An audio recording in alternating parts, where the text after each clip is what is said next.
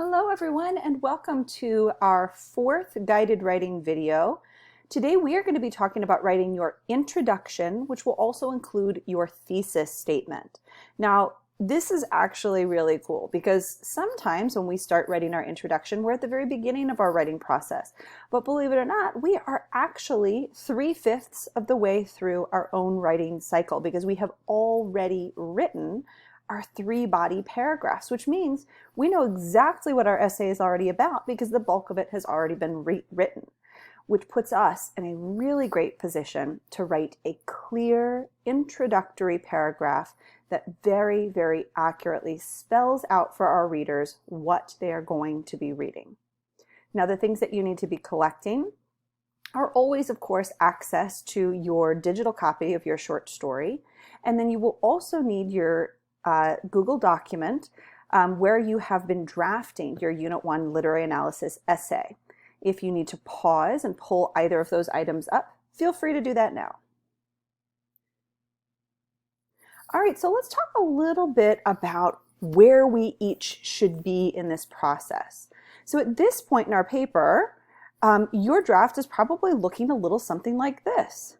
3 single-spaced paragraphs of literary analysis, each one focusing on a specific and distinct literary device and the observations that you have made about the impact of that literary device on the overall story. Now, we know that this represents sort of the meat of our essay, the body of our essay. And even though it may seem a little bit backwards, we're going to backtrack now. We are now, with these 3 paragraphs written, going to go back to the beginning and incorporate our introduction and our thesis.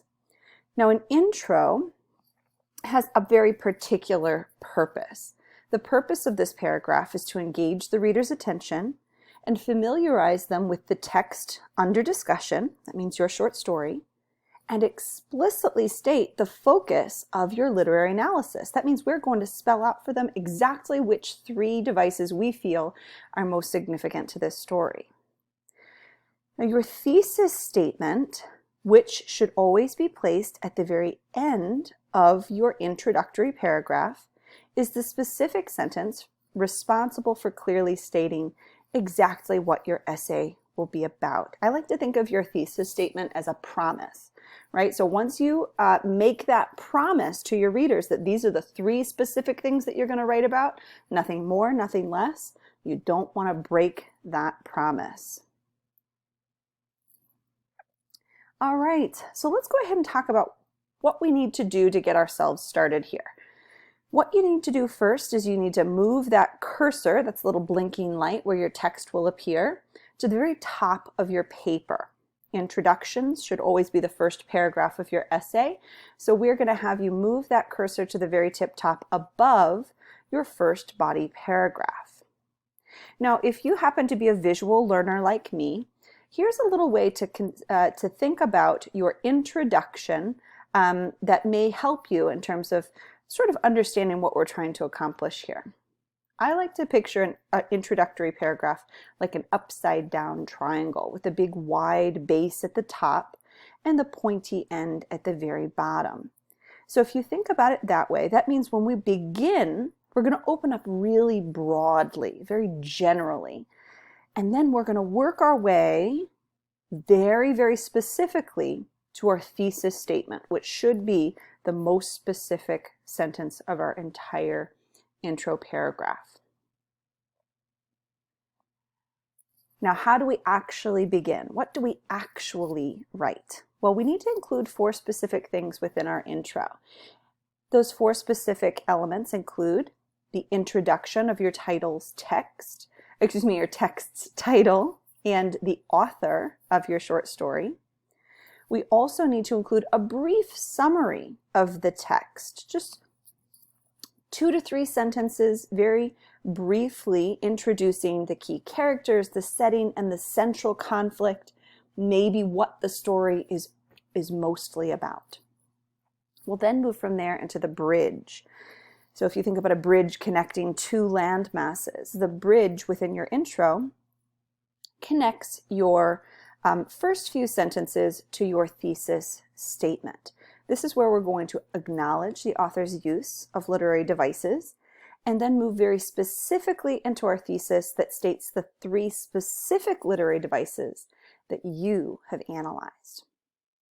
Now, in order to help you accomplish all 4 of those things, I've built some help text here that should allow you to sort of plug in the pertinent information and construct your intro paragraph and thesis relatively easily. You're going to begin, of course, with the title of your short story. That should appear in quotation marks since it is a shorter work.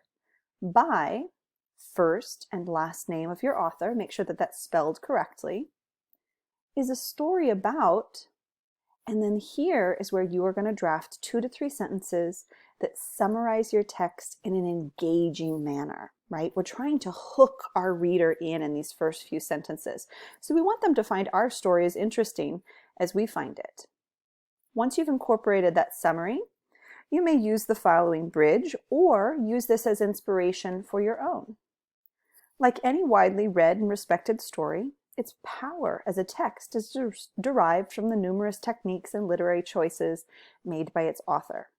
However, the 3 most impactful literary elements in this narrative are, and then here's where you spell out your 3, topic 1, topic 2, topic 3, in the same order that they appear in your body paragraphs. Go ahead and pause your video now and use the help text on this screen to help you draft your introductory paragraph. All right, with your introduction and thesis statement written, we can go ahead and compare that against our model intro paragraph. So remember, for our model, we are analyzing The Most Dangerous Game by Richard Connell. Let's see how this writer introduces their essay.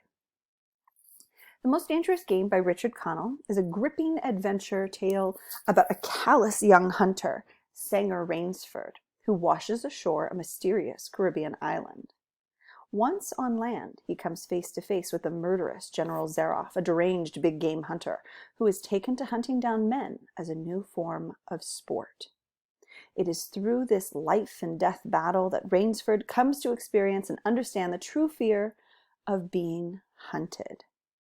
So you can see within those first few sentences, I've included the title of my story, my author, and I've tried to provide a bit of summary that introduces our main characters, our setting, our key conflict in a way that's almost like a movie trailer, right? We want to use strong and engaging language that really makes this story sound interesting. Now it's time for our bridge. Like any widely read and respected story, its power as a text is derived from the numerous techniques and literary choices made by its author. However, the 3 most impactful literary elements in this narrative are Connell's use of setting, indirect characterization, and third-person limited point of view. So you can see from the last sentence here, which serves as our thesis, that my 3 body paragraphs are going to focus on these 3 elements.